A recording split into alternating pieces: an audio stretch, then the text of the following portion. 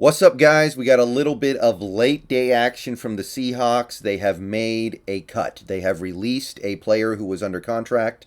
Not a terribly surprising release, not a terribly surprising decision, not a very impactful one either. But the Seahawks have decided to release edge defender Benson Mayowa. So he was a guy who I thought had a chance to maybe latch on as a reserve outside linebacker in the new hybrid E defense. But we've decided that it's better for us to just move on, which is also fair. He's certainly not a great player. I thought that maybe the versatility he offered would have some value because he's somebody who has experience playing with his, standing up because of all the Sam linebacker he played last year. But Mayowa was owed, I believe, let me pull it up here, about $3.8 million in 2022. Cutting him generates about $2.25 million dead. So if you cut him now, you're looking at $1.5 million freed up.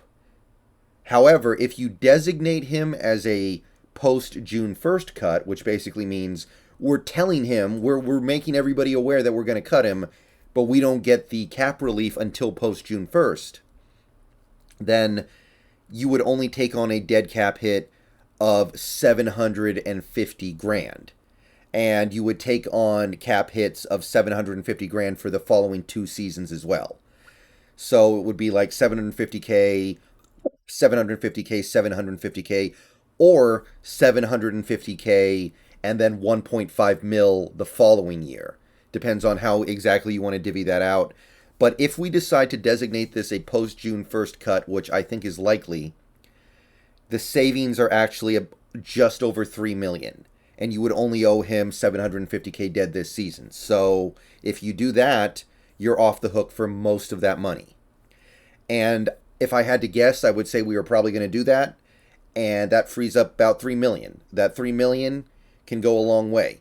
That could get you Rashad Penny. That could get you Marlon Mack. That could get you Akeem Hicks. That could do quite a few different things for you. I know $3 million doesn't sound like a lot, but it can help move some of these contracts along.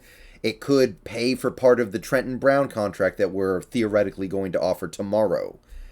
So hopefully this is a prelude to some other releases. I have my eye on Jason Myers, Chris Carson, possibly Carlos Dunlap, possibly Gabe Jackson, LJ Collier. So hopefully this kind of primes the pump. But yeah, Benson Mayowa has been released, saving us either $1.5 million this year or $3 million, depending on how we do it. We'll know more hopefully by tomorrow, but Mayowa is heading elsewhere. Not a bad player, but it was time to try something a little different. See y'all later. Go Hawks.